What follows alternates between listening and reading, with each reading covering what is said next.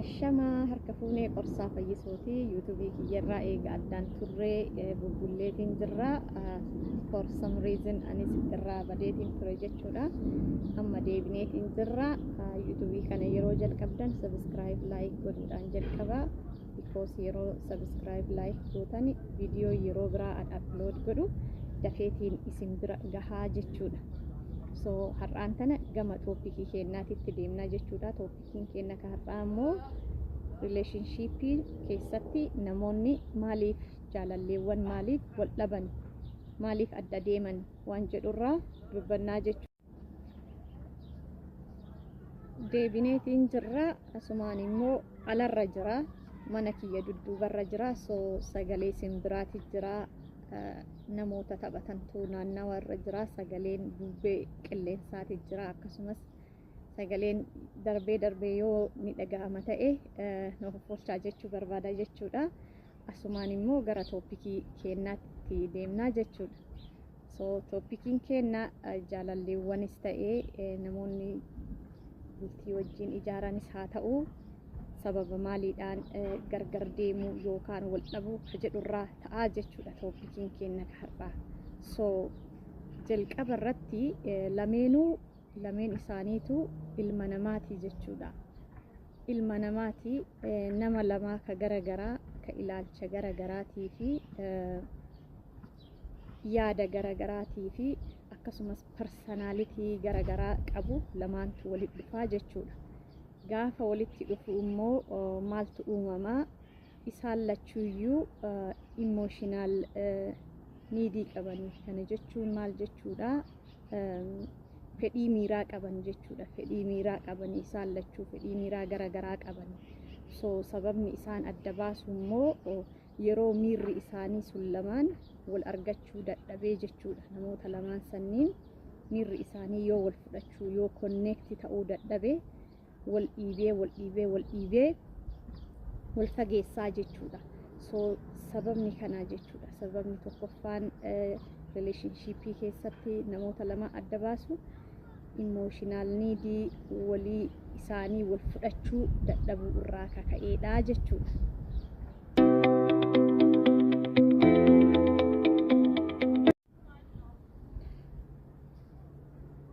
So namoonni lamaan ka gargar bayan yeroo emotional neediin isaanii lamaan wal fudhachuu dadhabee jenneetiin jirra.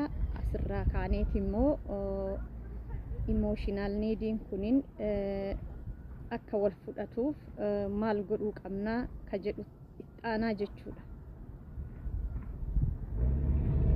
Maal godhuu qabdaa? Jalqabuma eega relationship keessa seentee namni an wajji jiru yookaan jaalalleen kiyya kunis haa ta'u jaalalleen kiyya kuni maal fedhaa? Emotional neediin yookaan fedhiin miira isaa maaliidha jettee beekuun dirqama ta'aa jechuudha. Maaliif jennaani achirra dhaabatteeti jireenya kan kee fedhii miira nama saniirraa hundoofteeti deemuu qabdaa waan ta'eef jechuudha. Akka fedhiin miiraa keessan lamaan wal fudhatuuf. By the way, jaalalas ta'ee yeroo jireenya keessa seenamu just jireenyuma free life miti. It's not free life. Free life miti.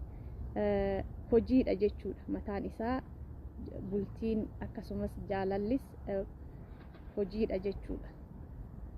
Hojii kana hojjattee mallaqa irraa argattaa, itti dadhabdee sa'aatii kee eeddee argamtee jabaattee hojjattee humna kee enerjii kee itti baastee waa hunda kee itti baastee mallaqa irraa argattee mallaqa argatte saniin immoo deebitee fuucharii kee buldi gootaa irraa gammaddaa waan firee kan kee firee bareedduu waan silaa hojjachuu barbaaddu itti hojjattee irraa milkooftaa jechuudha. So gama jaalalaatittis yoo deebine fakkeenyi sanumaa jechuudha.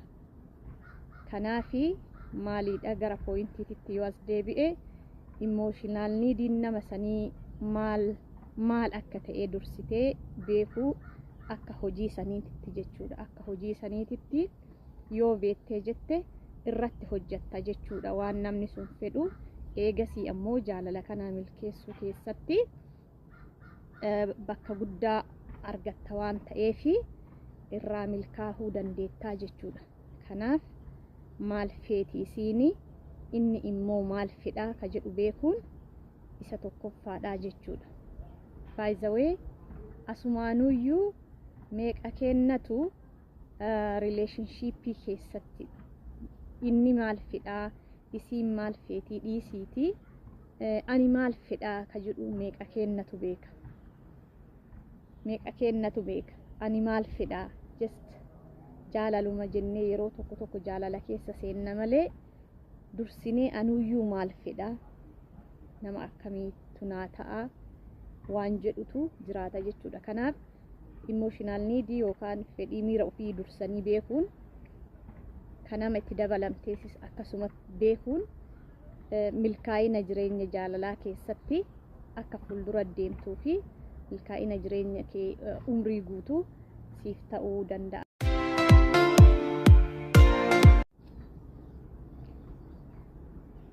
Emotional neediin kana fakkaata jechuudha. So eega emotional needii nama sanii beektee baay'ee tokko sirrakkisu jechuudha.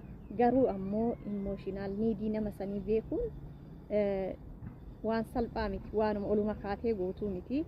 Yeroo fudhataa itti yaaduu si barbaachisa. Sammuu nama read godhuu danda'uu qabda, irra hojjetuu qabda waan ta'eef it take time. Garuu boodarra milkaa'ina guddaa irraa argattaa jechuudha. So eega waan kanarra geettee maaltu ta'a? Jaalalatu dabalaa, konfidensiitu dabalaa, gammachuutu dabalaa jireenya kee keessatti. Gammachuu silaa barbaaddu jireenya kee irraa argatta jechuudha. Kanarraa waa'ee fedhii miiraa wal hubachuu kanuma fakkaataa jechuudha. Viidiyoon kun har'aaf asirrumatti nu gaha jechuudha. Viidiyoo kana subscribe godhuu hin dagatinaa. Subscribe, like godhaa. Hedduu galatoomaa. Viidiyoo biraatiin hanga walitti deebinutti nagayaan tura.